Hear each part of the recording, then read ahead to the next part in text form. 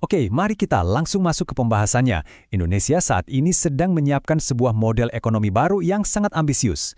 Dalam beberapa menit ke depan, kita akan membedah tuntas apa itu Prabowonomics. Ini adalah semacam buku panduan triliunan dolar yang dirancang khusus untuk para investor institusional.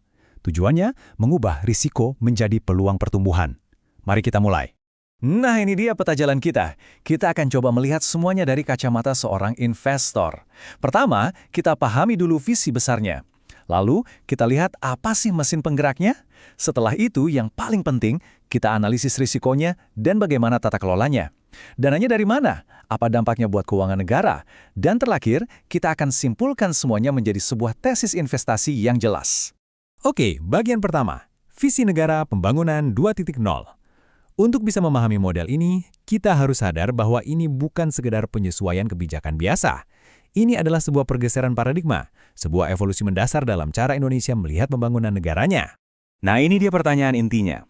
Inilah tantangan utama yang coba dipecahkan oleh Prabowonomics. Bagaimana sebuah negara bisa lolos dari jebakan pendapatan menengah? Bagaimana caranya supaya tidak lagi bergantung pada pendorong pertumbuhan yang itu-itu saja? Pergeserannya benar-benar fundamental. Kalau dulu, di era negara pembangunan 1.0, fokus utamanya adalah membangun hardware, infrastruktur fisik seperti jalan tol, pelabuhan, jembatan.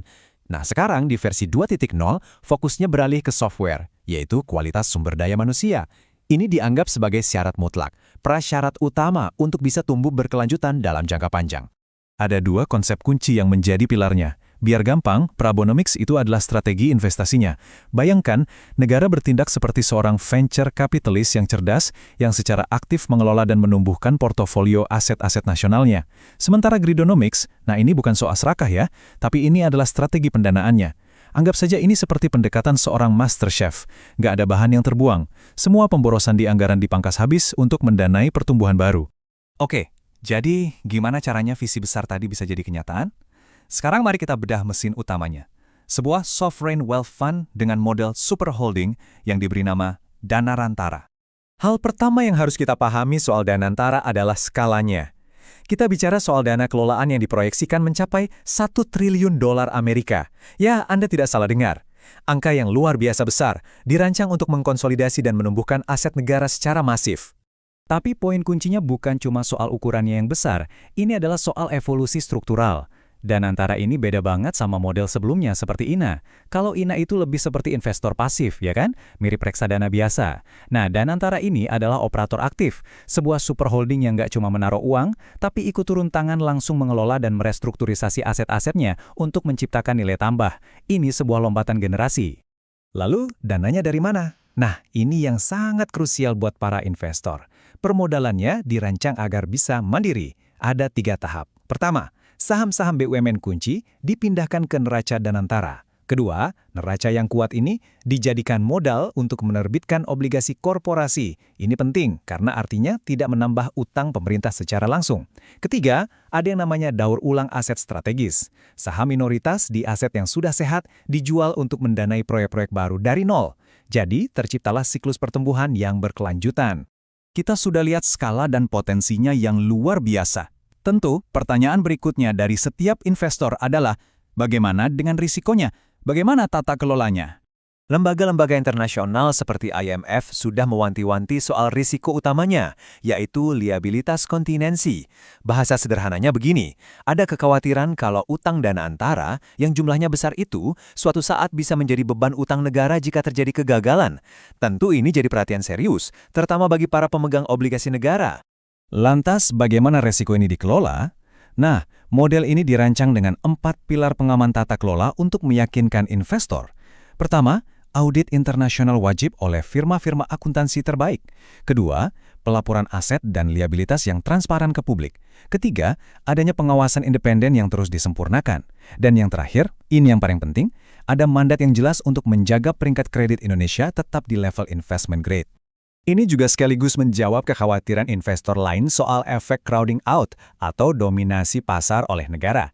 Strategi daur ulang aset tadi secara eksplisit dirancang justru untuk membuka peluang baru bagi modal swasta, bukan malah menyingkirkannya. Jadi tujuannya itu memperbesar kue ekonomi untuk semua, bukan cuma membagi ulang kue yang sudah ada. Oke, kita sudah lihat mesin finansialnya. Sekarang, mari kita hubungkan bagaimana mesin itu dipakai untuk menggerakkan ekonomi real, terutama lewat program sosial utamanya. Nah, ini dia hasil nyata dari pendekatan Gridonomics tadi. Ada penghematan efisiensi anggaran tahunan sebesar 18 miliar dolar. Penting untuk dicatat, dana ini bukan dari utang baru loh. Ini adalah modal yang dibuka lewat rasionalisasi subsidi yang tidak tepat sasaran dan digitalisasi proses pengadaan barang.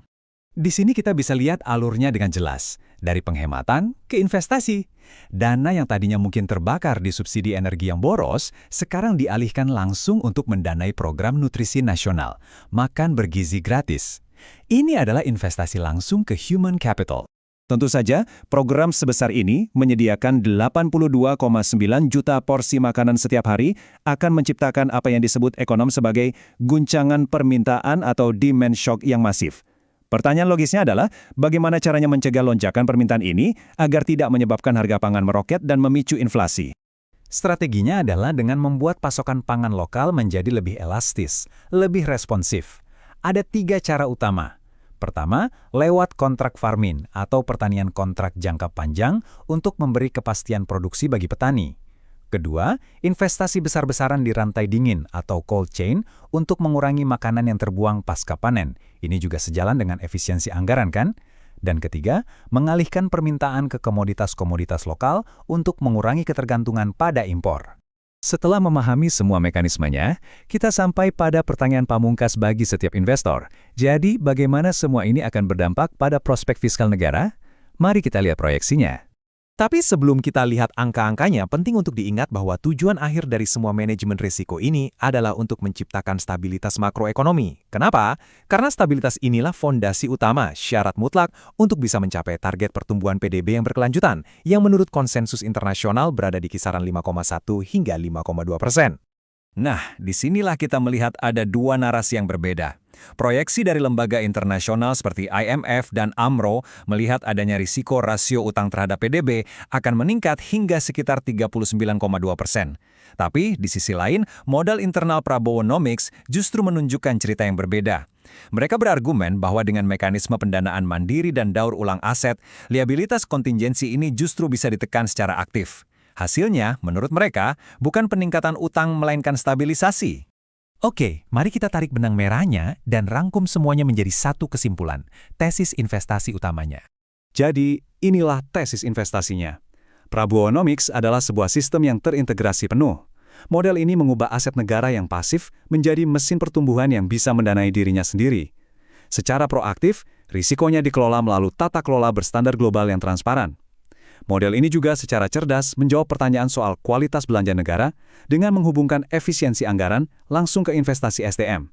Semua ini dirancang untuk menciptakan lingkungan makroekonomi yang stabil demi mencapai pertumbuhan PDB berkelanjutan di atas 5%. Pada akhirnya, ini meninggalkan kita dengan satu pertanyaan besar untuk direnungkan. Mungkinkah model risiko yang terukur dan pembiayaan internal yang inovatif ini menjadi cetak biru baru bagi negara-negara berkembang lainnya untuk akhirnya bisa keluar dari jebakan pendapatan menengah?